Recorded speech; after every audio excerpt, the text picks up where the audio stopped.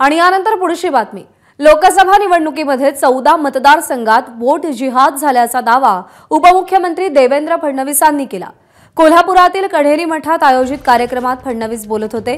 लोकसभा निवडणुकीमध्ये वोट जिहाद बघायला मिळाला। धुळ्यातील 6 पैकी 5 मतदारसंघात आघाडीवर असलेला उमेदवार केवळ मालेगाव मध्य मतदारसंघामध्ये 1,94,000 मतांनी मागे जातो आणि 4,000 मतांनी हरतो, असं वक्तव्य देवेंद्र फडणवीसांनी केलंय। आज आपण पाहतोय या निवडणुकीमध्ये आपण बघितलं कशा प्रकारे वोट जिहाद आपल्याला पाहायला मिळाला। वोट जिहाद काय अर्थ आहे? वोट जिहादचा अर्थ आहे, एकच साधं उदाहरण सांगतो।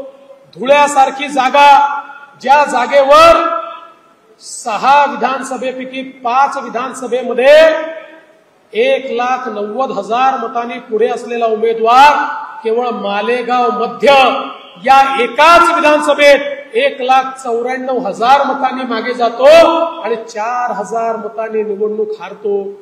निवडणुकीतली हार जीत महत्वाची नाही, कधी हा पक्ष जिंकेल कधी तो पक्ष जिंकेल, पण काही लोकांचा आत्मविश्वास एवढा वाढलाय, त्यांना असं वाटतंय आमची संख्या कमी असली तरी आम्ही संघटित मतदान करून या ठिकाणी हिंदुत्ववाद्यांना पराभूत करू शकतो।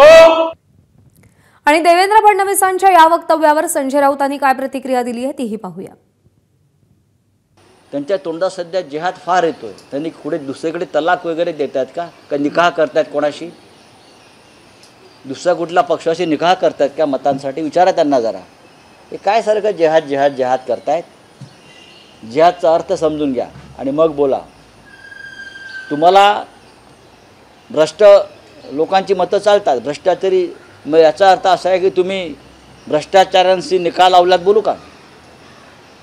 70,000 कोटीचे घोटाळे, एकनाथ शिंदेचे घोटाळे, 40 आमदारांचे घोटाळे, या सगळ्या भ्रष्टाचारांना तुम्ही आपल्याबरोबर घेतलं, मग तुम्ही त्यांच्याशी निकाह लावला सांगू का?